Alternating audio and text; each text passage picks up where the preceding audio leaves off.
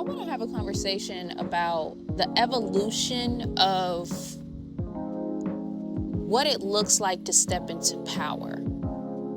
And here's why I want to have this conversation, right? It's because I've been going through this process of what it looks like to believe in myself and place myself in a position of power. But here's the thing, it didn't always start out that way. And I'll give you a little bit of a background as to where all of this even started. I got the inspiration to create this particular podcast episode from the process of what it looks like when you start a new job. So let me backtrack a little bit and tell you guys where it all started, right? Obviously, when you first start going into the industry or just any field, right? Like, you remember your first job when you started working when you were like a teenager. You majority of the time go into those jobs strictly looking at it for income purposes. And obviously that's what I did. But as time evolved, I started to really, as most of us do, thinking more in terms of career. And there is a very big difference between a job and a career, right? And, if there are the lucky ones out there sometimes that already know what they want to do, they have their life path planned out already for them. But then there are others, like myself, who don't necessarily know what they want to do. They just know that they're meant for something more, and they know that they want to align themselves with something that's more authentic to them. And a lot of the times people who feel called or are chosen, I hate to even say that, but a lot of the times people who know deep down that they're meant for like a greater purpose, like they're meant to be in a more creative field, but they don't necessarily know how to express themselves yet. They go through a process of what it looks like to minimize their dream or kind of get bounced around by different jobs to see what it is that exactly they want. So more specifically for me, I got into the sales industry. And when I initially got into sales and just jobs in general, I used to go into those positions, whatever position I got hired into, I would go into it looking at it like I was a little bit less than, not in terms of sense of self-worth, but I would go into it strictly looking at myself as just another employee. So I would go into those situations like not really paying too close attention to the process, not paying too close attention to who all was around me. Like, I didn't really care about none of that. I just wanted to get the money and make sure I didn't get fired. But as time has evolved, God has placed me in a position where I have had to grow into the willingness to accept myself as someone is more than just an employee. So now when I go into jobs, right, I don't just see myself as an employee. I see myself as an employer. I see myself as an owner. I see myself as someone who is also going to potentially own my own business. And when you see yourself as that, you look at the onboarding process, you look at your coworkers, you look at the people that started the company, you look at the background, you look at people different. You don't go into working jobs and any situation from a place of, let me just be here. No, you go into it almost from the position of a hiring manager. At least in my particular standpoint, that's how I'm kind of looking at things, right? So more specifically, I'm fast forwarding a little bit, kind of bouncing around my career journey, because I have been through a lot of different career paths. And it wasn't until recently that I started to really gather myself and see myself as like more intentional with where I work. And it wasn't until recently where I just got hired on with this new job. And you guys are familiar with the onboarding process, right? Like, at some point during your training, they're going to tell you who started the company. They're going to tell you where it began. They're going to show you who's the CEO, the CFO. They're going to show you the director of sales.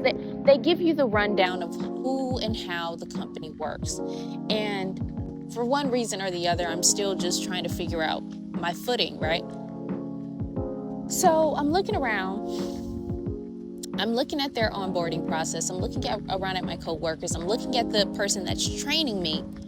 And I'm looking at it from a standpoint of like, okay, what would I do different? Would I hire this particular person? Do I like the way that this guy is training me? How would I treat my coworkers? How would I treat my employees? How would I approach this situation? And it's an interesting standpoint to find yourself in, because when you look at people and you look at situations like that, you have a newfound respect for what the process looks like, and you start to believe in yourself a bit more in terms of starting to believe that you can do that too. So it's an interesting place that I found myself in, because it is a shift. You start to see things a bit different. You start to see yourself different. And this process, or this standpoint that I find myself in, it took time. It took a lot of time. But what it also did is open my eyes to just how many times I have been involved with different companies that have started with men. And listen, this isn't a men bashing session. I'm not making this a point to where it's like, oh, men are the only people in charge and women need to rise to the occasion. No, I'm making this a point to make people and give language to myself to process that a lot of the people that have been in charge are the elders, the higher ups, the people that potentially, took that risk and led the way. A majority of people in that position right now are men. And it's important to understand that, right? Because you have to understand who's already in position and understand that there's now becoming a shift in power. See, there are people that have already led the way. There are people who took the risk. There are people who are already in a high position. And it's no disrespect to those people. But if you notice, there's a little bit of a pattern. There's a little bit of a consistency in terms of the people that went ahead of us. And once you see that properly, you're now able to also see the things that you would like to change and see the things that you would like to implement and see those things, right? You get to see it from a higher vantage point now, because it's like, yeah, look at the people that went ahead of me. Nothing they did was necessarily different. They just took the risk. And that poses the question, now that you've seen who's gone ahead of you, what type of moves would you like to make? What things would you like to do different? It's an interesting question, isn't it? Because see, here's the thing. The rise to power first starts with the acknowledgement of the powers that already are in place. And noticing that it's just men, noticing the consistencies and their choices and how they went about things and the oppression that it gave or the lack thereof, it is now giving this opening to force people to go within, because there is now a rise in people. I don't know if you noticed, but all you have to do is pay attention. People right now are hitting their ceiling. They have to either now burst out of their comfort zones and go for what they want, or they have to be forced to settle for what's already been. But even that isn't a safe place, because what's already in place is crumbling. The old ways of leadership is changing. The old ways of how it was just these certain types of people, it was just this sort of person that can come through the door, that's changing now. So what do you do with that space? Who do you become? How do you rise to the occasion? It exposes a lot within you. It exposes the ways that you look at yourself. It exposes your insecurities. Because see, it's funny. When you're on the outside looking in, you get to point at people and you get to notice all the mistakes that they made. But who do you become when you have the opportunity to step into something like that? It's a very different question, isn't it? See, everybody wants power, bro. Everybody wants power. Nobody really knows what it comes with until you're in it. And it's an interesting place to be when you find yourself slowly entering into that phase. You may not necessarily be in it yet, but I've got a funny feeling that if you're drawn to my voice and have been drawn to my content for some time now, we're stepping into that season, which would now make sense why a lot of the triggering that we went through had a lot to do with self-worth, identity, who we are, who do you want to be? And we're going through this deep internal questioning about how we want to show up now. It's an interesting question. How do you rise to the occasion? It's interesting, man. It's nothing but space and opportunity right now because there are a lot of things crumbling. And that gives room and space for you to see like what you want to build. And I guess that's why I'm making this video, man. It's putting myself in a position to really ask myself, who am I? How would I do it? What are some of the things I would do different? And you know what? That does take time. It really does. It took majority of my time and my mental capacity to just believe that I could even lead in that kind of way. I'm just being real. Like, majority of my work had a lot to do with self-worth, believing that I could lead people, wanting to even step into that kind of responsibility, understanding what that responsibility even means. You know, it's funny too. I went to go see the new Spider-Man movie recently, and I love Spider-Man, y'all. I love that movie down. But it's funny, the core message that I got from that movie, it was speaking on a similar thing, the responsibility that comes, the balance that's required when it comes to leadership, when it comes to power. You can't do a lot of this stuff on your own. A lot of these things do come with trial and error. And so once you finally get yourself to a place where you believe you can lead, now then poses the question, well, how would I want to do it? Who would I hire?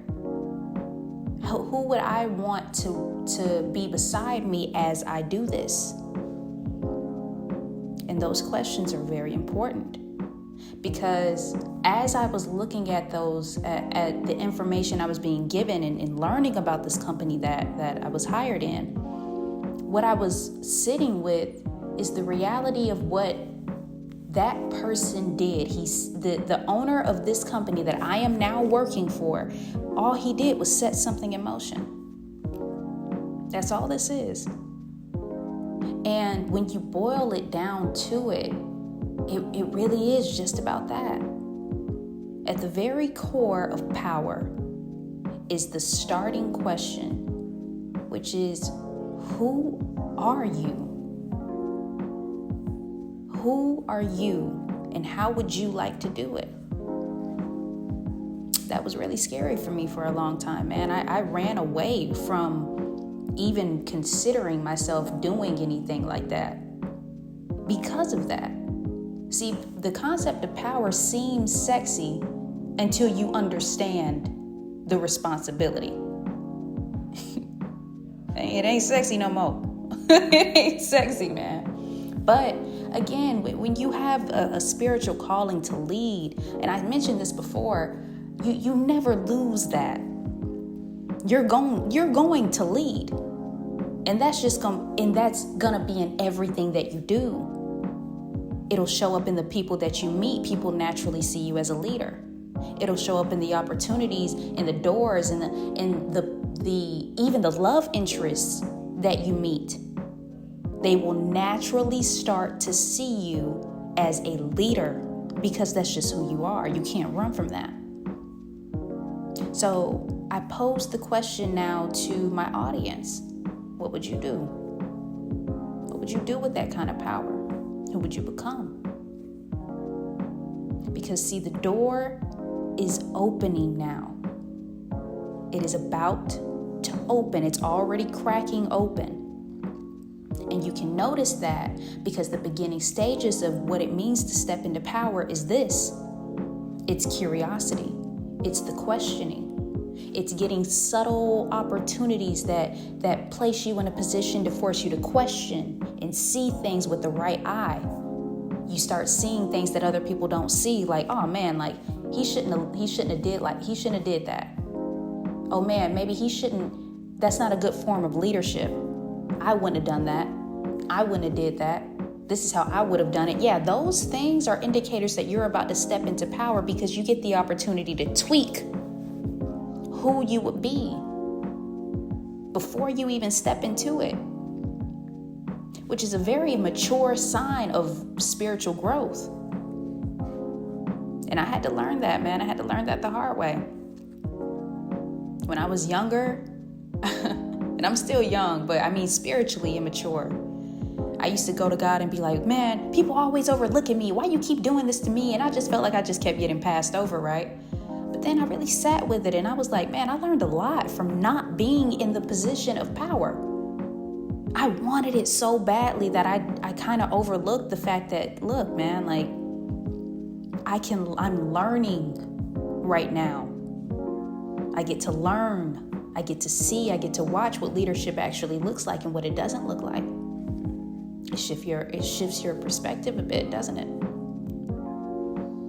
It's real interesting, the things that you go through. Because see, once you finally start to get the things that you once prayed for and you see it from a higher perspective, you start to finally know why you went through a lot of the things you went through. And that's an interesting place to be. That's a very mature place to be. Because when you're going through it and you're hurting and you're confused and you don't know what to do or where to go or how to do it, you be like, man, like, I just want to get out of this. Like, I don't care about none of that, bro. Keep all them lessons. Just get me out of this pain. But once you finally are on the other side of it, you realize you need those lessons, don't you? Yeah, it's a sign of maturity. Understanding the responsibilities that come with it, that come with power, that come with who you really are, what you're meant to do, what it means to be a true leader. All those things are just as important, if not more important, than stepping into the actual position itself. And so I guess I'm just creating this video as a reflection on all of that, right? Everyone who's drawn to my voice and why I even feel drawn to do podcasting and do content and why I keep circling back around to it again and again and again. And I just want to thank my listeners and my followers and subscribers for a minute. Like, I'm sure at some point y'all was like, I don't know what you're doing, but I'm rocking with you. Like, y'all, if nothing else, have been loyal. Thank you. Okay. Because I've just been trying to figure it out. But for some reason, I keep circling back around to this particular field. I can't let this podcast go. I tried. I can't let go of my desire to step into the limelight. I tried running from it. I tried. Sounds familiar, doesn't it? Some of you guys have ran from it.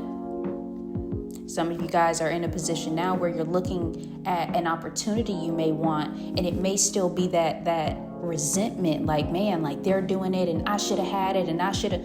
It's a very different experience when you're actually in it. And the fact that you're even exposed to it right now is probably just an ability for you to learn. So take your time, because I promise you, man, like, there are things that come with power that you don't understand until you're in it. So take your time. I had to learn that. I am learning that. And so now that the door is slowly starting to open, now that opportunities are starting to come, it's an interesting experience you get to go through when you can step into it with the maturity of where you've been, the lessons that you've learned. Ooh, you become a different type of person. Oh my God. The type of leadership that is required and is going to emerge as a result of the time that was taken for you to build who you actually are. I am proud of that. I resented it at one point, but now I'm proud, okay? You know what? If you are drawn to my voice, man, I just want you to know that we're on this journey together. I can't promise all the things, man, but what I can promise is authenticity and honesty of what the journey looks like. And see, part of the reason why I put down my podcast in the beginning was because it felt a little bit more performative than it did honest. And whenever it gets to that point, I am going to put this down. But see, I'm at this point now where I'm willing to bring you guys along the journey so that you see what it really looks like. This is a part of it. That's why if you've been following my content, you can see like I've just been posting sporadically. I just post when I feel inspired and all of those things, because that's also a part of it. Coming back home to yourself is important. And the sporadicness, the stopping and the starting, the stopping and the starting, that's a part of it too. And so I'm going to do my best to not hide that. But I do want to be honest with the audience that is drawn to my voice. If y'all are going to be with me, this is what it looks like. And if you're going to be on this journey with me, it's going to be a ride. But it's one that I'm willing to experience with you all. So make sure you're subscribed to the YouTube, Spotify accounts, all the things, man. And I'll see you guys next time.